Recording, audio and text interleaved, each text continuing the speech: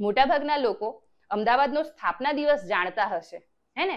26 ફેબ્રુઆરી 1411 કોણ? એક મુસ્લિમ સુલતાન હોય છે અહમદ શાહ. અને આ અહમદ શાહે શું કર્યું છે તો કે ભાઈ જે નમાજ પડતા હોય એવા અહમદ નામના વ્યક્તિઓને ભેગા કર્યા. આઈ થિંક 4 કે 5 એવા અહમદ હોય છે અને બાકી બધા 10 જેટલા કાજી કે એવી રીતે એને ભેગા કરેલા હોય છે, મતલબ મુસ્લિમ પીર કે એ બધા હોય છે. અને બધા ભેગા થઈને અમદાવાદમાં હાલ જે ઓલી માણેક ચોક વાળી જગ્યા છે ને, પોળ છે માણેક બુરજ, બરોબર? તો અહીંયા શું કરે છે? માણેક બુરજ આગળ અમદાવાદની પહેલી ઈંટ મૂકે છે. એટલે અમદાવાદ શહેરની સ્થાપના પૂછે તો 26 ફેબ્રુઆરી 1411.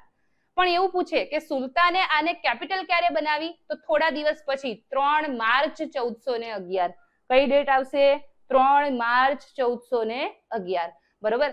હવે જ્યારે આપણે અમદાવાદ સિટીની વાત કરીએ તો વસ્તીની દ્રષ્ટિએ હાલમાં અમદાવાદ સિટી કેવી છે? સૌથી મોટી છે, બરોબર? મતલબ વસ્તી તો એની અંદર તમે જોવો એરિયાની દ્રષ્ટિએ અમદાવાદ નહીં આવે, એક જ આવશે, પણ વસ્તીની દ્રષ્ટિએ કોણ આવે? 2011 પ્રમાણે પણ અમદાવાદ હતું અને અત્યારે બી ગણતરી કરીએ તો અમદાવાદ જ આવે, કારણ કે અમદાવાદનું ડેવલપમેન્ટ જોવો અને જ્યાં ને ત્યાંથી અમદાવાદમાં આવીને લોકો વસે છે.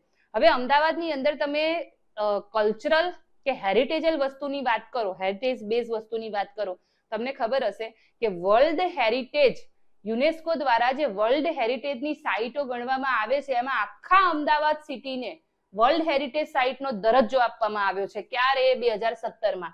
આ ખાસ ધ્યાનમાં રાખજો. અમદાવાદને વર્લ્ડ હેરિટેજ સાઇટનો દરજ્જો ક્યારે આપવામાં આવ્યો છે તો કે ભાઈ 2017ની અંદર.